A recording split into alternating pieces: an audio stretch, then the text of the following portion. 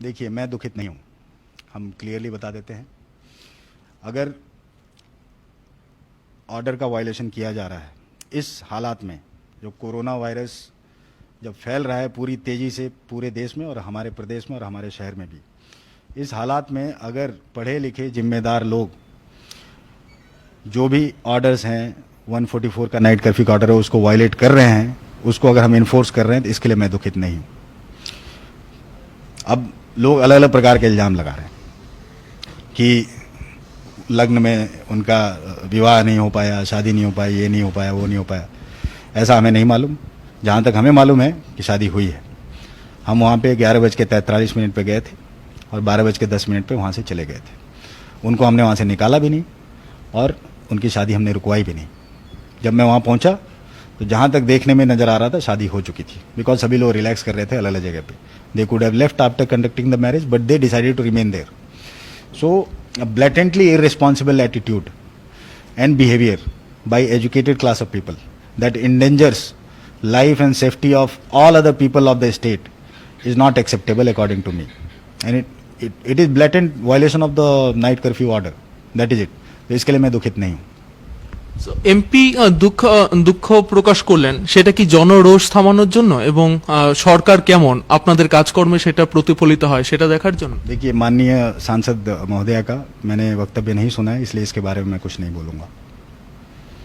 যেভাবে এক্সিকিউশন হলো গতকাল রাতের কাজটা, তার জন্য কি আপনি কোথাও মনে করছেন যে বেআইনিভাবে কোথাও কিছু হয়েছে, না সবটাই আপনি মানছেন আইনিভাবে হয়েছে?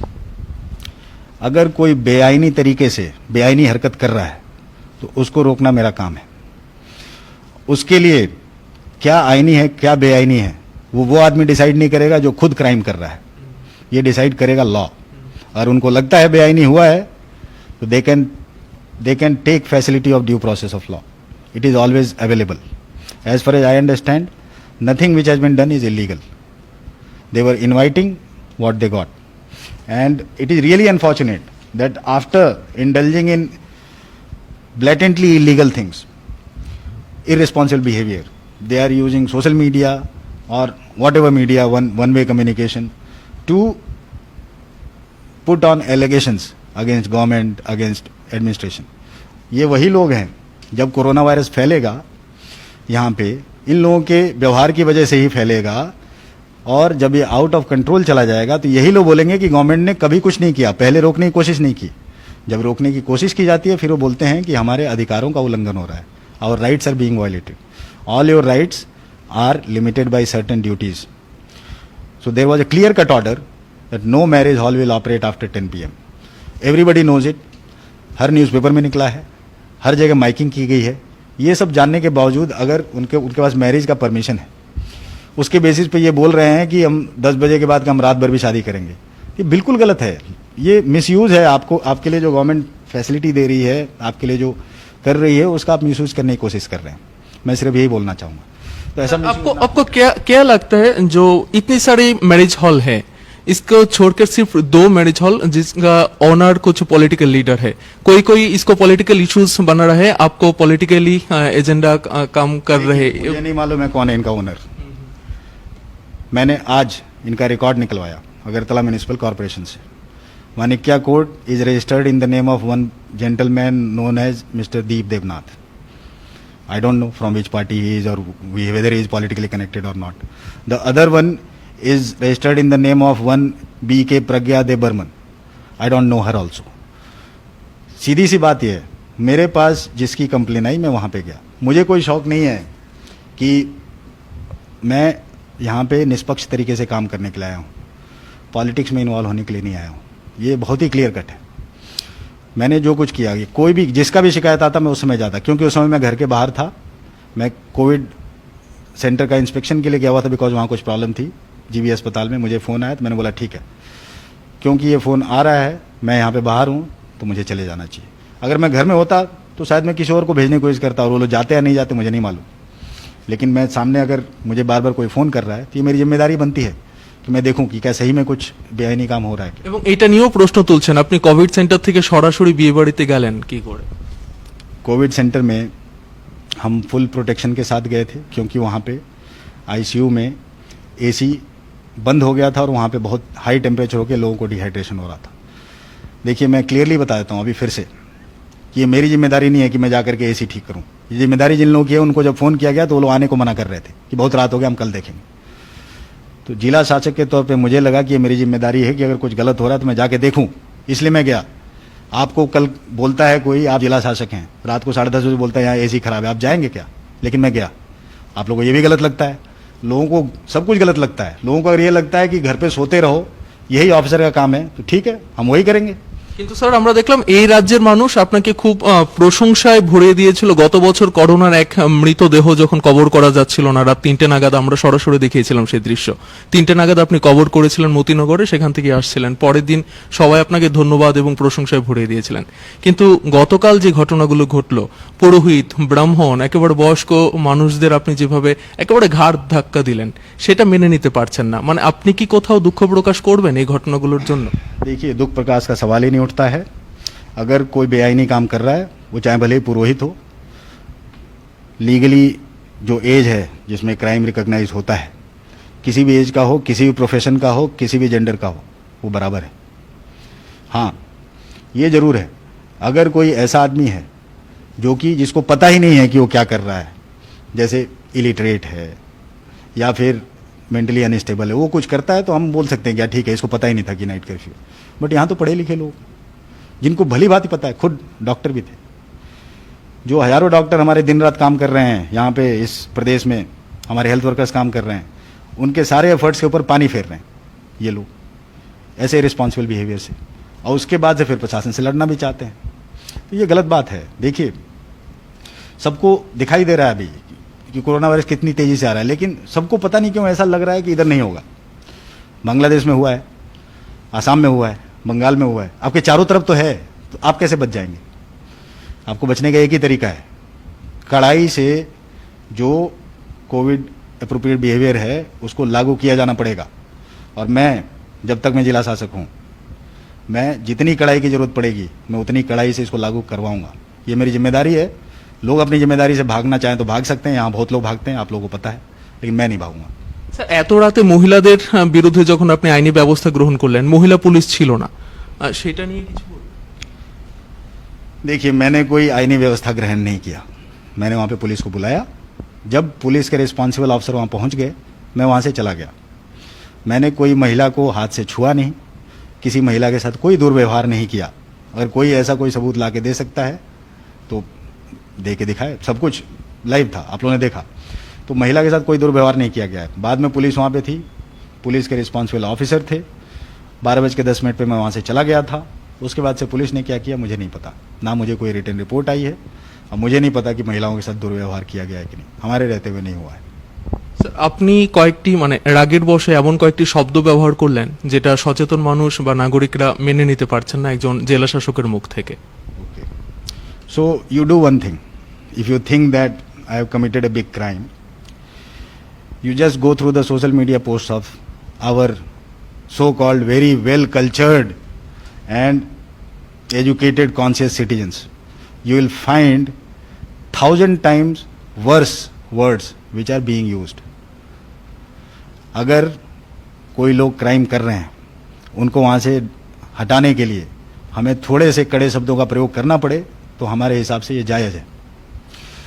ठीक है, लोग सोशल मीडिया में कुछ भी लिखें वो सब कुछ जायज़ है।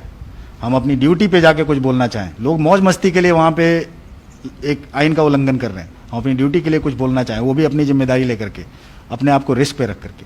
हमें क्या शौक है बताइए आप मुझे, क्यों जाऊँ मैं? कोई नहीं आ रहा, जब पुलिस का कांस्टेबल नहीं आ रहा वहाँ पे, मैं क्यों जाऊँ? फिर भी मैं गया। ये बहुत बड़ा क्राइम है तो क्राइम किया मैंने। तो अब लोगों को ये सोचना पड़ेगा कि वो क्या चाहते हैं। वो चाहते हैं प्रशासन सोए रहे और वो रात भर पार्टी करते रहे, तो करिए।